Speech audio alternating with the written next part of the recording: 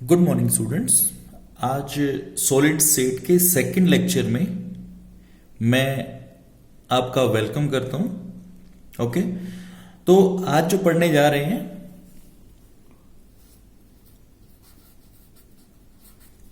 वो पढ़ने जा रहे हैं crystal lattice and unit cell. Okay, तो इसके लिए एक छोटा सा एग्जांपल ले लेते हैं। जैसे आपके सराउंडिंग में आपके घर में वॉल्स होती हैं, वॉल्स में होती हैं ब्रिक्स। ओके, तो हम क्या करते हैं कि ब्रिक्स को बार बार रिपीट करते हैं। मींस ये आपकी अगर ब्रिक है, ओके, तो आप क्या करते हैं, इसको बार बार रिपीट करते हैं। ओके, मीन्स फिर उसके जो लेयर्स हैं, लेयर्स बढ़ाते जाते हैं, कुछ इस तरह होता है। ओके, तो इस तरह क्या बनती है, आपकी कंप्लीट वॉल बन जाती है। ओके, उसके बाद अब ये वॉल बनी किससे है? ये बनी है ब्रिक से। ओके, तो नॉर्मल केसेस के अंदर वॉल के लिए बात कर रहा हूं मैं। यूनिट सेल है आपकी ब्रिक, और जो ब्रिक के अरेंजमेंट से कंप्लीट वॉल बन रही है, ये आपके पास है क्रिस्टल लैटिस। ओके, इसी तरह सॉलिड के अंदर डिफरेंट कंस्टिट्यूएंट पार्टिकल्स अरेंज होते हैं एक स्पेसिफिक अरेंजमेंट में। वो अरेंजमेंट किसी भी तरह का हो सकता है। वो आपके पास स्केयर में हो सकता है, वो आपके पास हेक्सागोनल में हो सकता है, वो आपके पास पैरेललोग्राम में हो सकता है। ओके, वो आपके पास रोम्बस में हो सकता है। मीन्स कोई भी अरेंजमेंट हो सकता है, वो मैटर नहीं करता। Okay, these all are categorised under a single head that is called crystal lattice. Okay, तो इसकी अरेंजमेंट आपके पास है। ओके, तो फर्स्ट है one dimensional 1D arrangement. 1D arrangement का मीनिंग क्या है कि उसका एक ही डायमेंशन मेन हो। ओके, और जो अदर उसकी डायमेंशंस हैं वो नेग्लिजिबल हो। वो मैं ये बात बोल सकता हूं कि ये हो गया आपके पास एक स्ट्रेट लाइन में मैं एटम्स अरेंज कर देता हूं। Okay, this is the 1D arrangement. Okay, उसके बाद बात आती है 2D, 2 डायमेंशनल के लिए। ओके, तो मैं क्या करता हूं, लेंथ तो रहेगी मेरे पास। मैं क्या करता हूं, ब्रेड्थ और बढ़ानी शुरू कर देता हूं। मीन्स यहां आपके पास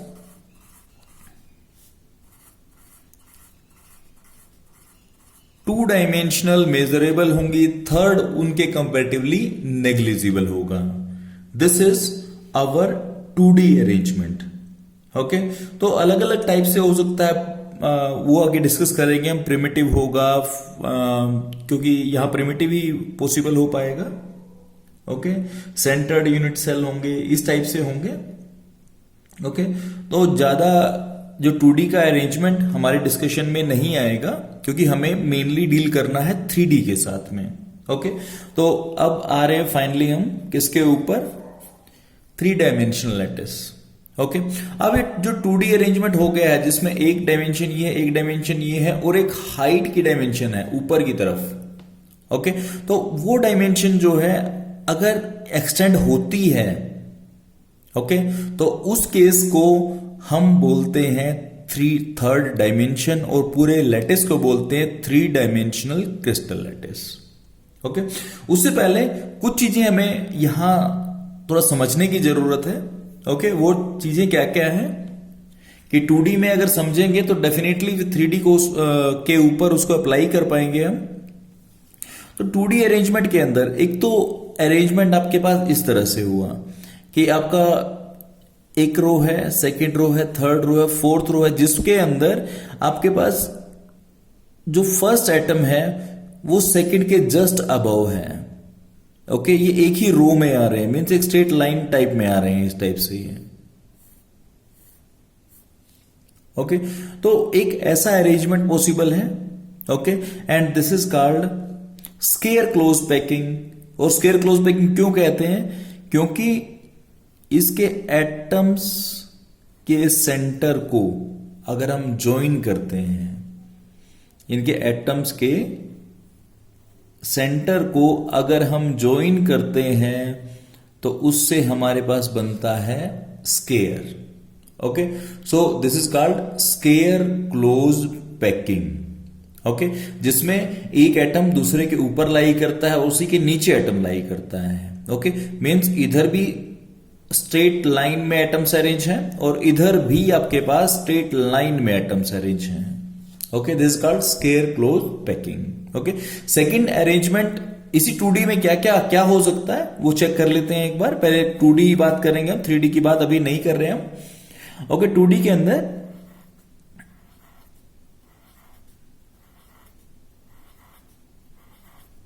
फर्स्ट रो ये हो जाती है। ओके, हमने पहले क्या किया था, इसी के नीचे एटम्स लगाए थे। अब हम क्या करेंगे, जो इसके बीच में हैचेस हैं, मींस जो अंदर की तरफ है वहां एटम लगाएंगे। मींस अब हमारा एटम एक के नीचे एक नहीं है।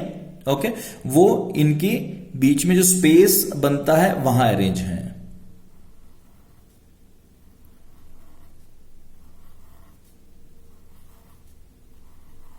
ये हो गया आपके पास थर्ड रो।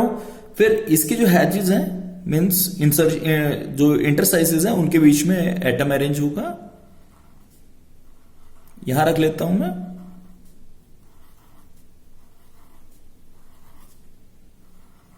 ओके, आप और रोज लगा सकते हैं, कोई दिक्कत नहीं, पर हमारा इससे काम चल जाएगा आराम से, कोई दिक्कत नहीं है। ओके, तो ये था square close packing. Square close packing. अब यहां अगर बात करता हूं, यहां मैं अगर एटम्स के सेंटर को ज्वाइन कर लेता हूं तो उस केस में मेरे पास बनती है हेक्सागन। ओके, और इस हेक्सागन के कारण मैं बोलता हूं इसको हेक्सागोनल क्लोज पैकिंग। ओके, तो 2D के अंदर ये रिप्रेजेंटेशन है मेरे पास, जिसमें मैं दो तरह की अरेंजमेंट कर सकता हूं, एक स्केयर क्लोज पैकिंग और सेकंड हेक्सागोनल क्लोज पैकिंग। एक चीज हमेशा सॉलिड के अंदर आपने ध्यान रखना है कि जितना क्रिस्टलेटिस के अंदर स्पेस एक्वायर्ड होगा, मींस क्योंकि जब भी हम एटम्स को जनरली हम एटम्स को स्फेरिकल एज्यूम करते हैं। ओके, और स्फेरिकल एज्यूम करेंगे तो मींस मेरे जो ग्लास बॉल्स होते हैं, इसको मैं कंचे बोलता हूं। ओके, वो उसी तरह का एक अरेंजमेंट है। तो उस केस में चाहे मैं उन ग्लास बॉल्स को कितना ही कॉम्पैक्ट कर दूं, बट उनके बीच में एम्प्टी स्पेस हमेशा रहता है। इसी तरह से मैं क्रिस्टलेटिस को कितना ही कॉम्पैक्ट कर दूं, उससे कोई फर्क नहीं पड़ता, लेकिन उन एटम्स के बीच में जो स्फेरिकल हैं, उनके बीच में एक गैप हमेशा रहता है। ओके, तो इट मीन्स एटम या सॉलिड के अंदर बात बोलता हूं, सॉलिड के अंदर कभी भी 100% स्पेस ऑक्यूपाई नहीं होता, 100% से वो कम रहता है। ओके, इट मीन्स अगर मैं नॉर्मली बात करूं तो 60-70% तक लगभग स्पेस एक्वायर्ड होता है, स्पेस ऑक्यूपाइड होता है। ओके, डिफरेंट टाइप के अरेंजमेंट्स हैं, उनमें डिफरेंट अमाउंट या different percentage of space acquired होता है टोटल स्पेस का। ठीक है, जितना ज्यादा या जिस सॉलिड के अंदर स्पेस एक्वायर्ड या स्पेस ऑक्यूपाइड ज्यादा होगा, मोर होगा, वो सॉलिड उतना ही ज्यादा स्टेबल होगा। ओके, इट मीन्स मेरे को यह ध्यान रखना है कि जिस अरेंजमेंट में मेरा स्पेस एक्वायर्ड ज्यादा होता है, उसमें मैं क्या कह सकता हूं, मेरा सॉलिड ज्यादा स्टेबल होने वाला, लेटिस स्टेबल होने वाला है। और अगर लेटिस स्टेबल होगा मेरा, इट मीन्स सॉलिड उस स्टेट में मैक्सिमम चांस लेगा कि उस स्टेट में वो एग्जिस्ट करे। ओके, तो इट मीन्स मेरे को हमेशा ये ध्यान रखना है कि मेरा सॉलिड मैक्सिमम स्पेस एक्वायर करे ताकि वो स्टेबल हो सके। ओके, और अगर स्केयर क्लोज पैकिंग और हेक्सागोनल क्लोज पैकिंग में बात करूं तो हेक्सागोनल क्लोज पैकिंग के अंदर मेरा स्पेस एक्वायर्ड ज्यादा होता है। इट मीन्स मेरे को मैक्सिमम सॉलिड्स अगर स्केयर और हेक्सागोनल में से उनको प्रेफर करना पड़े तो वो हेक्सागोनल को प्रेफर करेगा। ओके, तो ये आपके पास है 2D। ओके, थर्ड, अब मैं आता हूं किसके ऊपर, 3D के ऊपर आता हूं, 3 डायमेंशनल के ऊपर, जो मैंने पहले बोला था आपको, 3D के ऊपर आ रहा हूं मैं। ओके, अब मैंने क्या किया कि जो लेंथ और ब्रेड्थ बढ़ रही थी, अब मैंने हाइट बढ़ानी शुरू कर दी, मीन्स थिकनेस भी बढ़ानी शुरू कर दी इसकी। ओके, लेटिस वैसे ही बनता है यूनिट सेल की बार बार रिपीटेशन से। ओके, तो क्रिस्टलाइटिस कहता है किसको हूं मैं, a regular arrangement of constituent particles that may be atoms, ions or molecules of a crystals in a 3-dimensional space, okay, and which is formed by repeated arrangement of small units, that is called unit cell। जैसे हमने brick का example पहले लिया था, तो उस तरह मैं इसको बोल सकता हूं। ओके, अब स्पेस लैटिस तो हमारा बन गया, स्पेस लैटिस बोलता हूं, क्रिस्टलाइटिस बोलता हूं, वो तो मेरा बन गया, कोई दिक्कत नहीं है। अब उसके अंदर मैं उनको अलग अलग क्यूबिक, टेट्रागोनल, ऑर्थोरोम्बिक, इसमें मैं क्या करता हूं, अरेंज करता हूं, मीन्स मैं उनको क्लासिफाई, अरेंज तो नहीं कहता, क्लासिफाई करता हूं। अरेंजमेंट तो नेचर करता है। ओके, तो उसके लिए मैं क्या करता हूं, एक सिंपल क्यूब बना लेता हूं। ये क्यूब मेरे पास है यूनिट सेल। ओके, इसके अंदर ऊपर की तरफ भी आगे लैटिस बढ़ रहा है, इधर भी बढ़ रहा है, इधर भी बढ़ रहा है, मेरी तरफ भी बढ़ रहा है और इधर भी बढ़ रहा है, मीन्स हर डायरेक्शन में आगे लैटिस जा रहा है। ओके, अब अगर हर डायरेक्शन में जा रहा है, इट मीन्स यूनिट सेल तो एक ही तरह की है जो बार बार रिपीट हो रही है। ओके, तो इसके अंदर मैं जो डिफरेंट डायमेंशंस हैं उनके बारे में बात करने जा रहा हूं। ओके, तो मेरे पास क्या होगा, दिस इज द ओरिजिन, मैं इसको एज्यूम करता हूं, दिस इज ओरिजिन। ओके, और ओरिजिन से ये आगे बढ़ रहा हूं मैं, जनरली मैं इसको एक्स एक्सेस एज्यूम करता हूं। ओके, तो इधर मैं क्या रखता हूं, दिस लेंथ मीन्स जो क्यूब की एक साइड है, ओके, ये जो यूनिट सेल की एक साइड है उसको मैं ए बोल रहा हूं। ओके, उसके बाद ये वाली साइड जो है इसको मैं बी लेके चल रहा हूं, ये वाली साइड जो मैं इसको सी लेके चल रहा हूं। ओके, अब जो ए डायमेंशन है उसके ऑपोजिट एंगल जो होगा उसको मैं अल्फा, बी के ऑपोजिट बीटा और सी के ऑपोजिट मैं उसको गामा मान के चल रहा हूं। These are dimensions. Okay, these are basically called the length dimensions. Okay, and these are the angle dimensions. और इन्हीं लेंथ और एंगल डायमेंशंस के ऊपर डिपेंड करके मैं डिफरेंट टाइप के यूनिट सेल्स, जो आगे 7 टाइप के यूनिट सेल्स बनाऊंगा, वो इसी के बेस्ड मैं बनाऊंगा क्रिस्टल सिस्टम के लिए। ओके, तो ये एक स्मॉलेस्ट यूनिट है जिसकी बार बार रिपीटेशन से पूरा क्रिस्टलाइटिस बन जाता है डिफरेंट डायरेक्शंस में। This is called the unit cell. Okay, तो और इनको ए बी सी और अल्फा बीटा गामा को हम बोलते हैं पैरामीटर्स। ओके, इन पैरामीटर्स की वेरिएशन से ही मेरे पास टोटल 7 टाइप के यूनिट सेल्स बनने वाले हैं। ओके, तो इसी के लिए बात कर लेता हूं मैं आगे।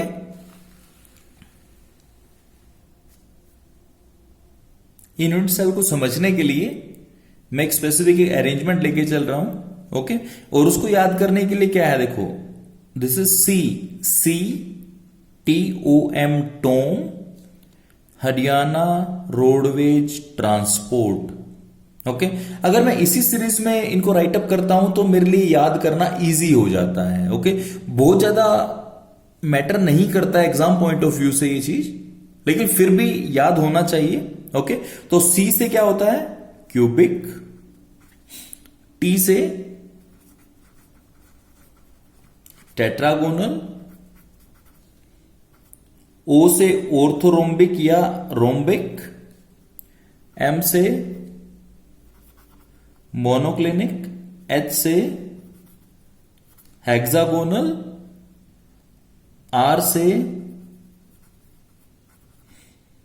रोम्बो हर्डल बोल सकता है, ट्राइगोनल बोल सकता हूं मैं, और टी से रहता है मेरे पास ट्राई क्लिनिक। अब इसमें मैं एक्सियल लेंथ के लिए बात कर लेता हूं। एक्सियल लेंथ मीन्स ABC जो बोल रहा हूं मैं। ओके, तो अब A equal to B equal to C। Okay, उसके बाद टेट्रागोनल के लिए A इक्वल टू, से पहले मैं ये लिख लेता हूं। याद करना कैसे आसान रह जाएगा मेरे लिए, उसकी बात करूंगा मैं इसके बाद।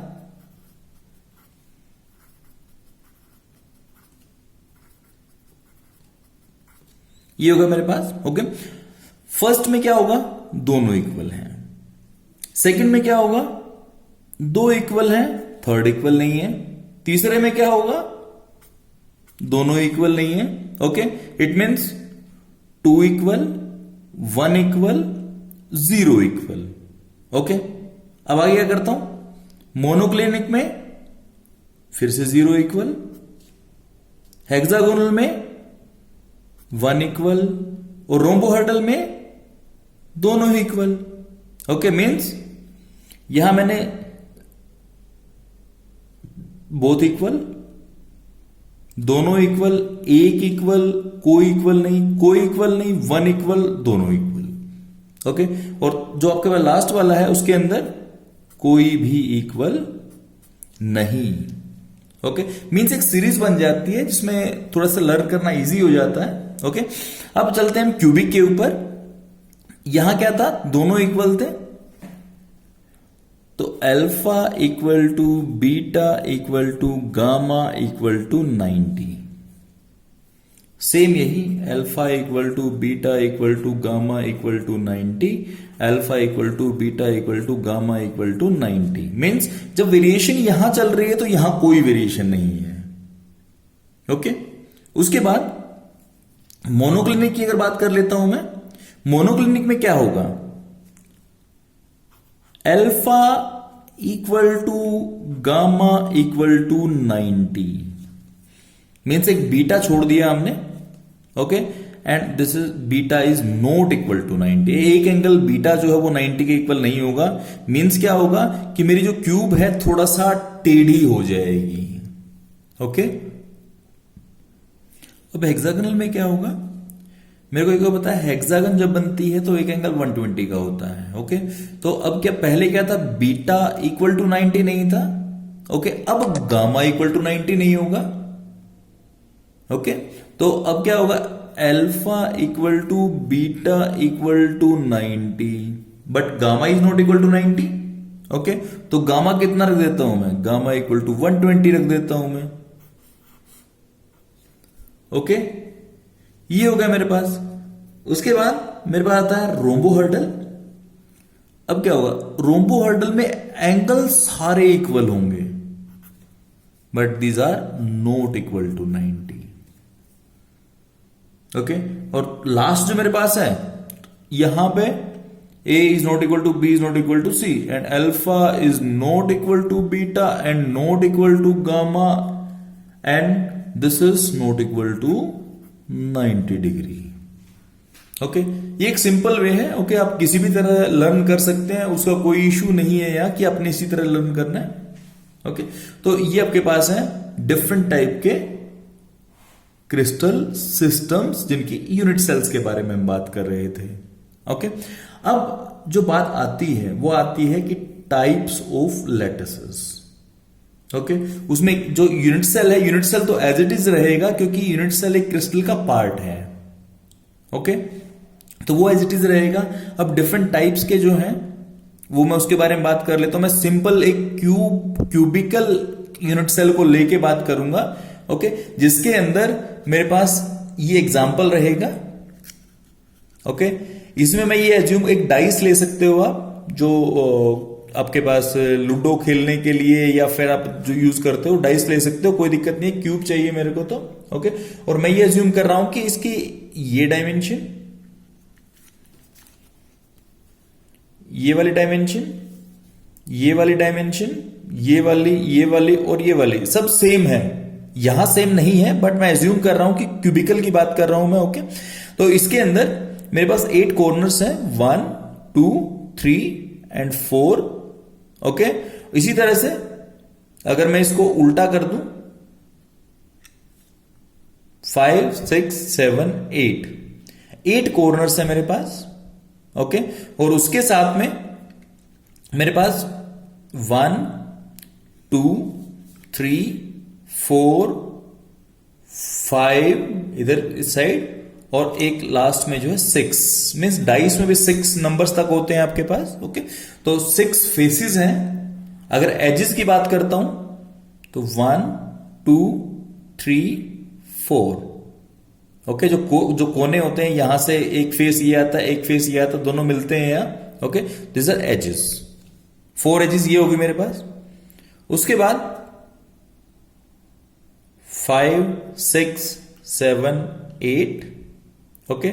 इसी को उल्टा कर दूं, 9 10 11 और 12। तो मेरे पास टोटल क्या मिलता है मेरे को, एक यूनिट सेल के अंदर 8 कॉर्नर्स, 6 फेसेस, 12 एजेस। ये मेरे को एक क्यूब से मिलने वाला है, ओके। अब मैं बात करता हूं टाइप्स ऑफ यूनिट सेल या टाइप ऑफ लैटिसेस के लिए, okay. Types of unit cell, तो फर्स्ट इसमें आता है मेरे पास primitive unit cell, okay. Primitive unit cell वो यूनिट सेल होती है जिसके केवल कॉर्नर्स पे एटम्स होते हैं, ओके। कॉर्नर्स पे एटम का मीनिंग क्या है कि 8 कॉर्नर्स है मेरे पास, ओके। तो 8 कॉर्नर्स के ऊपर ही एटम प्रेजेंट है और कहीं भी एटम प्रेजेंट नहीं है। अगर मैं उसकी रिप्रेजेंटेशन की बात करूं क्यूब के लिए,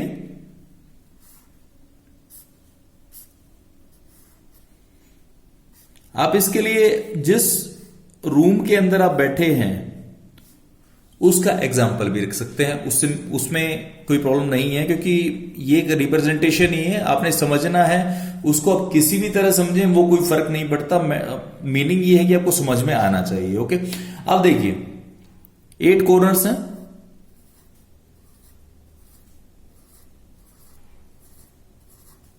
हर कॉर्नर के ऊपर एक एक एटम है।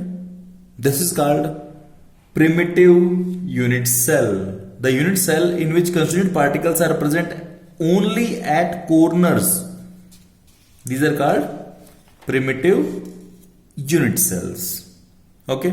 और इसको मैं क्यूबिक यूनिट सेल भी बोलता हूं,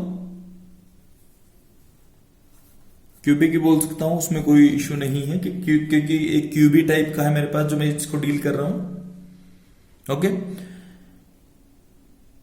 तो ये आपके पास है फर्स्ट प्रिमिटिव यूनिट सेल। उसके बाद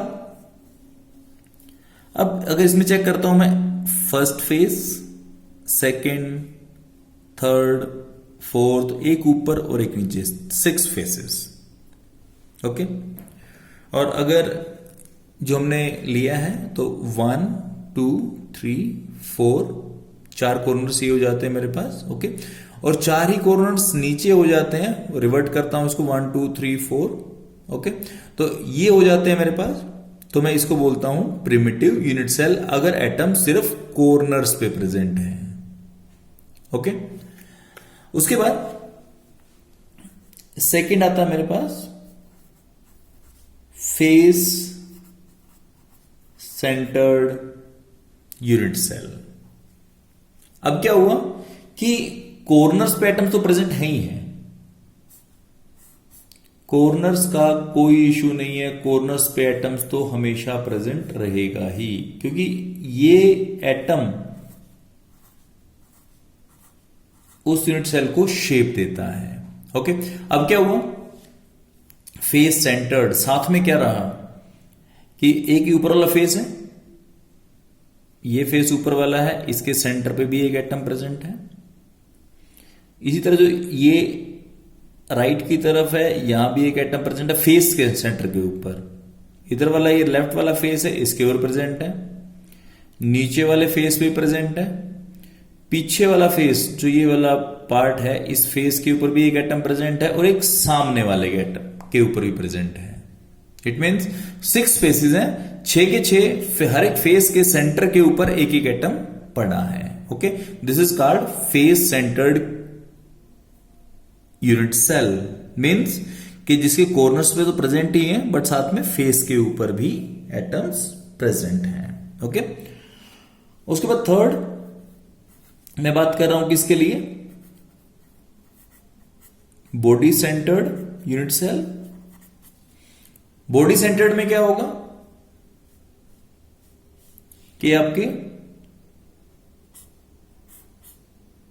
क्यूब तो है ही, कि क्यूब का मैं एग्जांपल लेके चल रहा हूं, जिसमें मिलेंगे वहां हम उसके लिए बात कर लेंगे वहां इसके बाद, क्योंकि मैंने सिर्फ एक क्यूबिक का एग्जांपल लेना है। ओके, तो ये हो गया हमारे पास प्रिमिटिव। ओके, और प्रिमिटिव के अब यहां फेस पे नहीं होंगे, अब सिर्फ एक बॉडी के सेंटर में, मींस बिल्कुल बीच में एक एटम होगा। This is called body centred cubic बोल सकता हूं मैं, बीसीसी बोल सकता हूं, या बॉडी सेंटर्ड यूनिट सेल बोल सकता हूं। ओके, उसके बाद फोर्थ जो मेरे पास आता है वो आता है एज सेंटर्ड। मीन्स अब क्या हुआ कि कॉर्नर्स पे एटम्स एज इट इज रहेंगे, कॉर्नर्स शेप देते हैं किसी भी यूनिट सेल को, तो कॉर्नर्स पे atom as it is present रहेंगे। मैं इसको इसलिए रख रहा हूं क्योंकि आगे इसके बाद मेरे को कॉन्ट्रीब्यूशन ऑफ एटम्स भी निकालना है किसी भी यूनिट सेल के लिए। ओके, तो अब यहां क्या है, मेरे पास 12 एजेस है।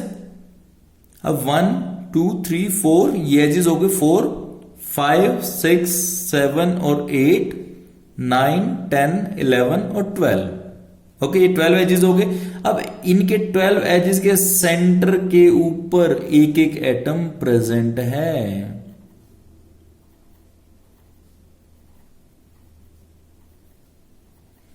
This is called edge centred.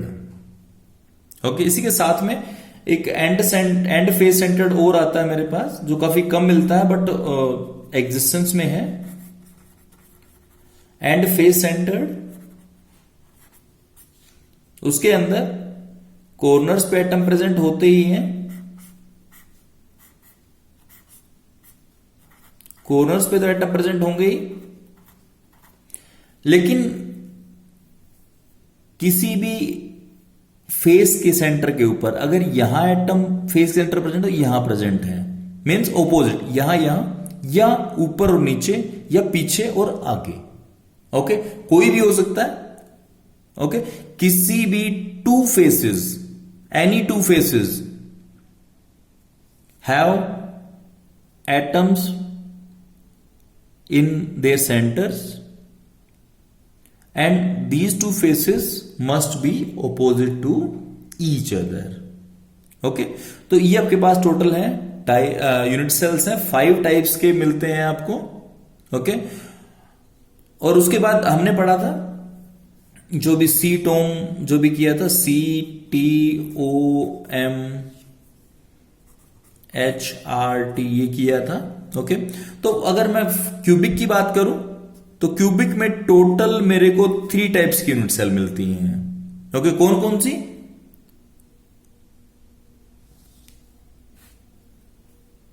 Simple, face centred, body centred. Okay, उसके बाद सेकंड आता टेट्रागोनल। मेरे पास टेट्रागोनल में 2 टाइप्स की मिलती है मेरे को, वो मिलती है, एक तो मिलती है सिंपल प्रिमिटिव सेल और सेकंड मिलता है बॉडी सेंटर्ड। ये मेरे को याद ही करना है।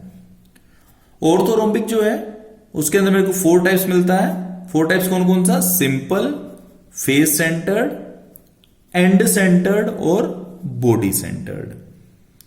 मोनोक्लिनिक में 2 टाइप्स, सिंपल और एंड सेंटर्ड। ये तीनों में 1 1 1 प्रिमिटिव, सिंपल सिंपल सिंपल मिलता है मेरे को। ओके, तो इसके लिए 32 42 111 मीन्स 32 42 111 ये याद करना है आपने, जिसके साथ में आपको टोटल नंबर ऑफ लैटिसेस आपको पता लग जाएगा। ओके, और टोटल जो मेरे पास होती है 3 + 2 5 + 4 9 + 2 11 + 3 14 मीन्स मेरे पास टोटल 14 टाइप के ब्रेविस लैटिस मिलते हैं। ओके, तो ये मेरे पास एक फर्स्ट जो आता है प्रिमिटिव में आता है और सब ये नॉन प्रिमिटिव में आते हैं। ओके, तो ये मेरे पास है different type of Brevis lattices.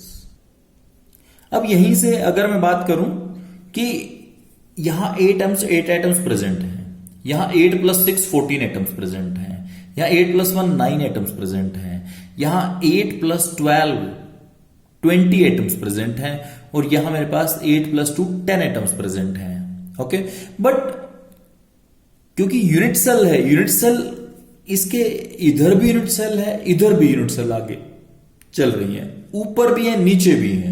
Okay, जो आपके पास इधर भी है इधर भी है, मीन्स हर डायरेक्शन में यूनिट सेल चल रही है। ओके, तो अगर मैं सिंगल यूनिट सेल की बात करूं तो इसमें टोटल कंट्रीब्यूशन ऑफ एटम्स, क्योंकि अगर इस एटम की बात करूं मैं तो ये कॉर्नर मेरा 8 क्यूब से शेयर्ड है, मींस ये जो आपके पास एटम है ये 8 क्यूब्स का पार्ट है, इसी तरह ये भी 8 क्यूब्स का पार्ट है। ओके, आप अपना एक रूम कंसीडर कर सकते हैं। ओके, और रूम के अंदर ये मैं एज्यूम कर रहा हूं आपका रूम है,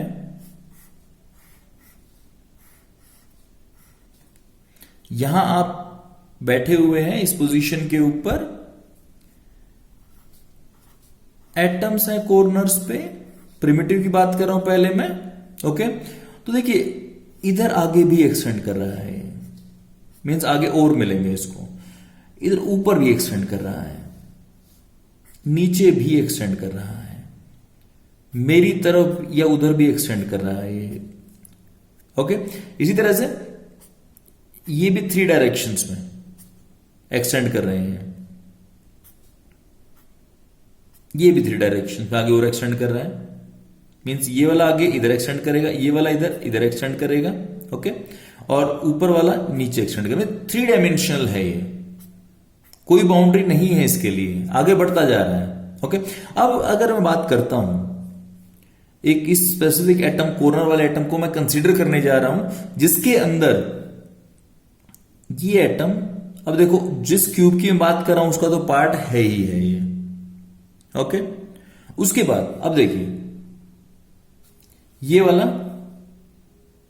एक आगे क्यूब यहां बनने वाली है मेरी तरफ, ये इसका भी पार्ट है। ओके, इसी तरह से ये आगे जाके एक क्यूब और बनाएगा इधर, ये उसका भी पार्ट है, और एक ही क्यूब जो इधर बनेगी उसका भी पार्ट है ये। 4 तो एक प्लेन में हो जाती है। ओके, और 4 इसी के ऊपर, मीन जो आगे ये वाली क्यूब है इसके ऊपर एक क्यूब है, इधर वाले के ऊपर क्यूब है, इधर वाले के ऊपर, इधर वाले के ऊपर, तो टोटल मेरे पास कितनी क्यूब्स हो जाती हैं? 8 क्यूब्स हो जाती हैं जिसका ये पार्ट है। ओके, तो सिंगल एटम कितने क्यूब्स को कंट्रीब्यूट कर रहा है? 8 क्यूब्स को। इट मींस 1 क्यूब के हिस्से कितना आएगा? 1/8। ओके, इट मींस कॉर्नर का एटम वो कितना कंट्रीब्यूट कर रहा है? वो एक क्यूब के लिए 1/8 कंट्रीब्यूट कर रहा है। ओके, अपने रूम का एग्जांपल अगर आप लोगे तो आपको ये पता लगेगा कि एक कॉर्नर, आपका कॉर्नर, आप जिस रूम में बैठे हैं उस रूम के अंदर आपके चारों तरफ रूम बने हुए हैं, ये आपको एज्यूम करना पड़ेगा। ओके, तो इसके लिए एक डायग्राम भी, सिंपल डायग्राम भी रख लेते हैं। डायग्राम को अगर कंसीडर करें तो उस केस में हम इस सेंट्रल एटम की बात कर रहे हैं, तो सेंटर में आपको दिख रहा है। ओके, तो ये एटम अगर मैं बात करता हूं तो मेरे सामने ये वाली क्यूब है, नीचे वाली, इसका पार्ट है। इस क्यूब के पीछे भी एक क्यूब है, उसका भी पार्ट है। इसी तरह से एक सामने क्यूब है और एक उसके पीछे क्यूब है, उसका पार्ट है। मीन्स टोटल में आपके 4 क्यूब्स में ये आधा जा रहा है, और इसी तरह से 4 इसके ऊपर क्यूब्स हैं, 1 2 3 4, ये इनका भी पार्ट है। ओके, तो ये एक एटम टोटल 1 2 3 4 5 6 7 8 क्यूब्स के लिए जा रहा है। ओके, इट मीन्स जो मैंने अभी बात की थी कि एक क्यूब के लिए कंट्रीब्यूशन जो एक एटम कॉर्नर के एटम का होगा वो होगा 1/8। ओके, इसी तरह अगर थोड़ा सा और कट व्यू में हम समझने की कोशिश करें तो एक क्यूब अगर रखते हैं हम 1 क्यूब, तो उसके अंदर ये मैं चेक कर सकता हूं कि ये एटम कट गया है साइड से। ओके, ये एटम 1/8 इस क्यूब के लिए है, क्योंकि इधर था, इधर सामने की तरफ था, इधर सामने की तरफ था ये। ओके, इसी तरह ऊपर 4 क्यूब्स के लिए था यहां पे, तो टोटल 1/8 कंट्रीब्यूशन एक क्यूब के लिए रह जाता है। और अगर सिंपल वर्ड्स में बात करूं तो आपने सिर्फ ये चेक करना है कि वो कॉर्नर कितने दूसरे रूम्स के मैक्सिमम शेयरिंग में आ सकता है। अगर अपने रूम का कॉर्नर देखेंगे तो आप चेक करेंगे कि वो कॉर्नर 8 रूम्स का कॉर्नर हो सकता है, तो टोटल कंट्रीब्यूशन 1/8। ओके, और टोटल कितने कॉर्नर्स है मेरे पास? 8। इट मीन्स 8 1 जा 8, तो मेरे पास कॉर्नर के जितने भी एटम्स हैं उनका कंट्रीब्यूशन होगा टोटल 1, अगर उसके 8 कॉर्नर्स हैं तो। ओके, उसके बाद मैं करता हूं फेस के लिए।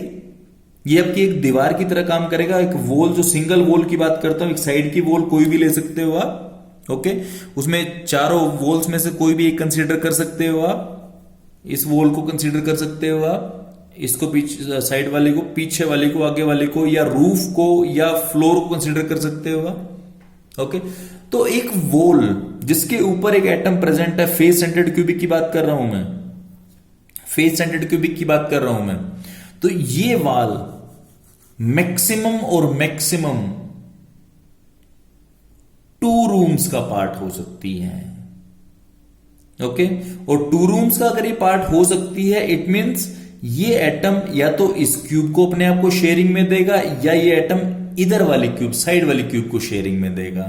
ओके, तो अगर इसके शेयरिंग में देगा, इट मींस टोटल कंट्रीब्यूशन कितना हुआ? 1/2। इस क्यूब के लिए कंट्रीब्यूशन कितना है? 1/2, और 1/2 टोटल फेसेस कितने होते हैं मेरे पास? 6, 2 3 जा 6। इट मींस जो फेस सेंटर्ड क्यूबिक की अगर बात करता हूं तो टोटल कंट्रीब्यूशन होगा 1/2, और 6 फेस के कारण एक क्यूब के अंदर, एक यूनिट सेल के अंदर अगर सारे फेस सेंटर्स फिल हैं तो उसके अंदर टोटल एटम्स कितने होंगे? 3 होंगे। ओके, तो ये था आपके पास फेस सेंटर्ड क्यूबिक। अब बात आती है, ये सिंपल क्यूबिक था आपके पास, ये क्या है? Face centred cubic. अब बात आती है बॉडी सेंटर्ड क्यूबिक के लिए। बॉडी सेंटर्ड क्यूबिक का मतलब बॉडी के सेंटर में, मीन्स आपके रूम के सेंटर में पड़ा है। कोई भी एटम आपके रूम के सेंटर में पड़ा है। रूम के सेंटर का मतलब क्या है कि वो जो एटम वो किसी और रूम से शेयर ही नहीं होगा, क्योंकि आपके ही रूम में पड़ा है वो। ओके, तो उसका कंट्रीब्यूशन आपके क्यूब के लिए 1, और एक ही पड़ा है, तो टोटल कंट्रीब्यूशन कितना हो जाएगा? 1। ओके, अब मैं बात कर रहा हूं एज सेंटर्ड के लिए, एज सेंटर्ड क्यूबिक के लिए। अब एज सेंटर्ड क्यूबिक, ये एक एज है। ओके, जो 2 वॉल्स को मिलाता है आपके रूम में। आपके रूम्स की 2 वॉल्स, एक ये वॉल हो जाती है, एक ये वॉल हो जाती है, इन दोनों को मिलाता है ये आपका एज। ओके, और ये आपके पास अगर एज है तो उस केस में अगर एटम यहां प्रेजेंट है तो अब क्या होगा इसमें? अब ये एटम जो इसके एज के सेंटर के ऊपर प्रेजेंट है, ये एटम किस किस का पार्ट है? एक तो इसी क्यूब का पार्ट है जो हमें दिख रही है। ओके, एक इसके इधर की तरफ जो इधर की तरफ है इधर वाले में पार्ट होगा, क्योंकि एटम यहां प्रेजेंट है बीच में, एक इधर पार्ट होगा, ओके, एक इसके ऊपर जो पड़ा है वहां पार्ट होगा, और एक जो साइड में पड़ा था उसके ऊपर भी तो एक एटम होगा, ओके, उसका जो आपका यूनिट सेल होगा उसका पार्ट होगा। इट मींस ये एटम टोटल 1 2 3 और 4 क्यूब से शेयर्ड है, और 4 क्यूब से अगर शेयर्ड है इट मींस इसका कंट्रीब्यूशन कितना होगा 1/4, और टोटल एज कितने होते हैं मेरे पास 12, तो 4 3 12, इट मीन टोटल एटम्स कितने होंगे 3, ओके। एंड लास्ट मेरे पास एंड फेस सेंटर्ड, मेरे को ये पता है and face means and face सिर्फ 2 ही फेस है, फेस का कंट्रीब्यूशन कितना बड़ा था 1/2, और उसके साथ में कितने फेस हैं 2 के ऊपर ही बढ़ा 2, तो टोटल कितना हो गया 1, ओके। तो ये हो गया आपके पास। अब क्या होगा कि ये तो आपके पास कंट्रीब्यूशन सिंपल हो गए, कितने कितने एटम आते हैं। अब सिंपल क्यूबिक जो उसमें कॉर्नर्स पे ही आता तो टोटल एटम 1 हो जाएगा। फेस सेंटर्ड क्यूबिक में फेस सेंटर का कंट्रीब्यूशन 1/2 इंटू 6 3 हो गया, प्लस कॉर्नर पे भी तो एटम पड़े हैं, कॉर्नर कंट्रीब्यूशन कितना 1, तो टोटल एटम कितने हो जाएंगे 4। इसी तरह से body centred cubic, body centred का 1 प्लस कॉर्नर पे प्रेजेंट है, टोटल कितना हो जाएगा 2। एज सेंटर्ड क्यूबिक 3 तो एजेस के सेंटर के ऊपर प्रेजेंट है टोटल, प्लस साथ में 1 कॉर्नर का हो जाएगा, टोटल हो जाएंगे 4। अगर एंड फेस सेंटर्ड आपके पास 1 प्लस 1 हो जाएगा, टोटल कितने हो जाएंगे 2। तो ये आपके पास है कंट्रीब्यूशन ऑफ एटम्स या calculation of number of atoms in a unit cell in a cubic crystal system, okay. तो इस तरह से हम क्या कर सकते हैं नंबर ऑफ एटम्स निकाल सकते हैं, ओके। उसके बाद अब बात ये आती है एक नई टर्म जिसके बारे में बात करेंगे, वो होता है कोऑर्डिनेशन नंबर। कोऑर्डिनेशन नंबर वो होता है कि किसी एक पर्टिकुलर एटम के लिए डिफाइन किया जाता है कि एक एटम टोटल अपने सराउंडिंग में क्रिस्टल लैटिस में कितने एटम को डायरेक्ट टच करता है या कितने एटम में सराउंडेड होता है, उसको हम बोलते हैं क्या चीज कोऑर्डिनेशन नंबर, ओके। तो अगर मैं इनमें डिफरेंट जो आपके पास क्रिस्टल सिस्टम्स हैं उनमें बात करता हूं, बॉडी सेंटर्ड में बात करता हूं, बॉडी सेंटर्ड में ये एटम 1 2 3 4 5 6 7 8 सराउंडेड होगा, इट मींस कोऑर्डिनेशन नंबर 8 होगा, ओके। इसी तरह से अगर फेस सेंटर्ड क्यूबिक की बात करता हूं, मैं इसको कंसीडर कर लेता हूं, ये देखिए ये एटम 1 2 3 4, ओके। उसके बाद एक एटम इसके ऊपर होगा, एक एटम नीचे होगा, तो टोटल 6 हो जाएंगे आपके पास, ओके। तो ये आपके पास कोऑर्डिनेशन नंबर। इसके बाद नेक्स्ट लेक्चर जो होगा उसमें बात करेंगे हम close packing in crystals, means 1D 2D जो बेसिक्स हमने किया है, ओके। कल 3 डायमेंशनल पैकिंग में हम डिफरेंट टाइप की पैकिंग, मेन तो उसमें 3D ही रहेगा कि 3D में डिफरेंट लेयर्स कैसे अरेंज होती हैं, ओके।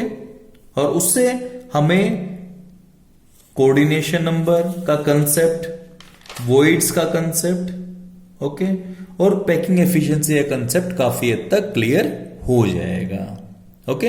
तो इसके बाद हम स्नैपशॉट्स ले लेते हैं। Thank you and have a nice day.